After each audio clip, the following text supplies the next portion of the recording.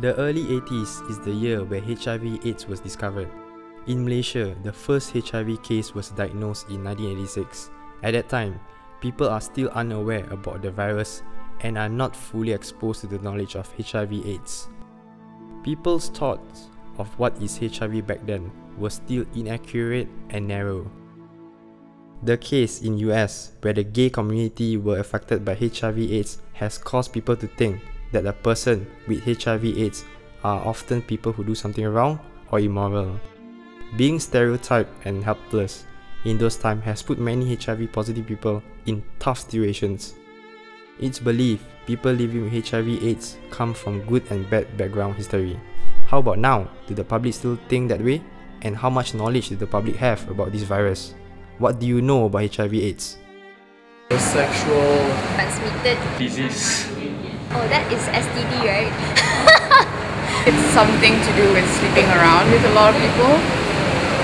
I really actually didn't pay attention on all. I know that if you have sex with someone who has AIDS, you get AIDS. It started out from monkeys. It's one of the biggest killers besides breast cancer in the world. Sexual acts with a homosexual or not. And also through people who have contaminated blood.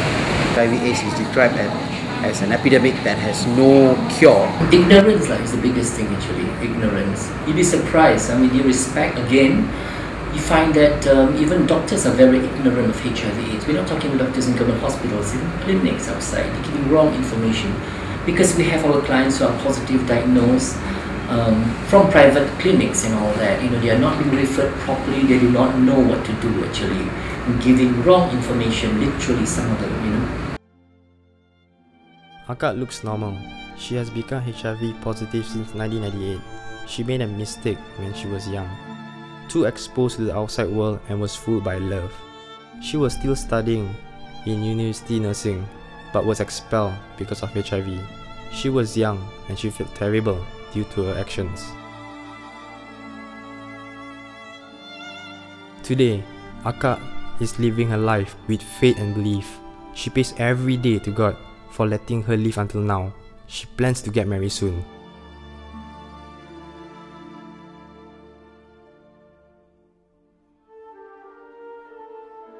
The public couldn't tell who is HIV positive, but some of them would avoid being with HIV positive people. Should HIV positive people be afraid of the public? Can you tell the difference between HIV positive and who's not? No. No. Tak tahu. You can't. Because a person who is as healthy as me can be infected. Berpangkat datuk, ada yang high profile, atau ada kawan datuk yang university student, atau ada kawan datuk yang berusia 14 tahun yang telah hidup dengan virus ini. Mereka yang HIV positif tak ada tanda. Zack is a HIV positive.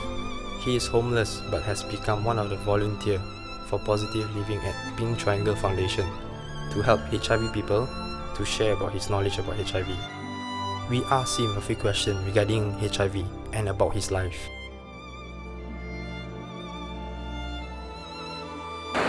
Saya tak boleh terima.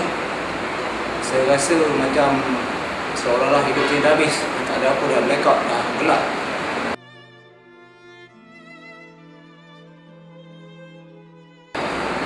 Macam-macam saya hadapi ya. Saya terlibat balik dengan dadah. Saya sosial balik, terlibat balik dengan seksual, dengan dadah, dengan homoseks, macam-macam lagi lah.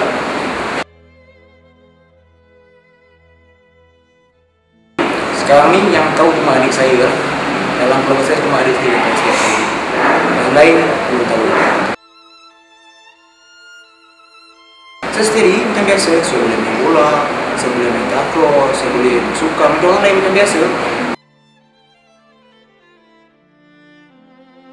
Dalam keluarga saya, masyarakat luar yang bukan komuniti saya, mereka tak tahu siapa. Jadi saya tak rasa apa-apa. Sekarang saya dah stabil, saya dah okey. Saya dah tinggal rak dah. Semua dadah semua dah tinggal. Tengok lama saya seks semua saya dah tinggal. Saya takkan baik lagi, takkan pulih lagi. Lebih baik saya fikir saya cuba hidup dengan cara yang sihat. Have people really changed their point of view when being with HIV positive people? What would you do if a good friend of yours is HIV positive? Stay away because I don't want to get it. Tell him to go jump off a cliff, just then I'll hit him with a baseball bat. It serves him right.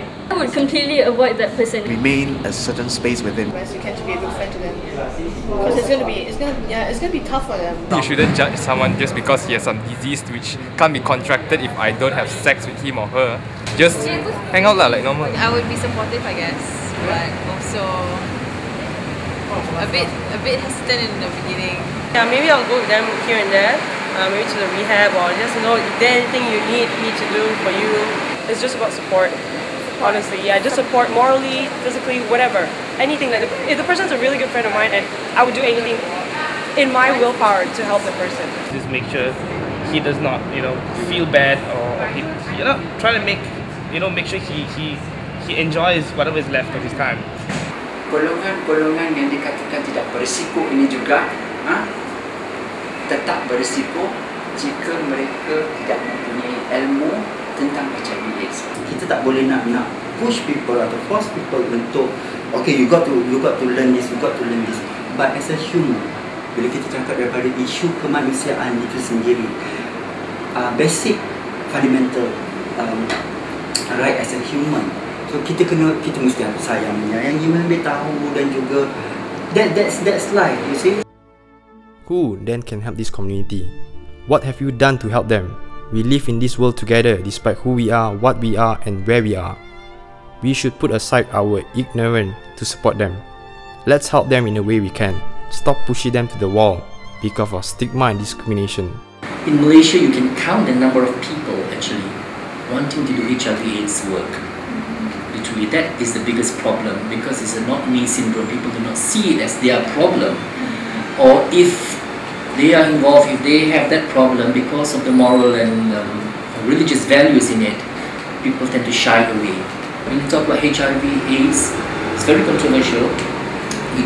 You must talk about condom usage as a basic fundamental of prevention, whether you like it or not, and people are not comfortable with that.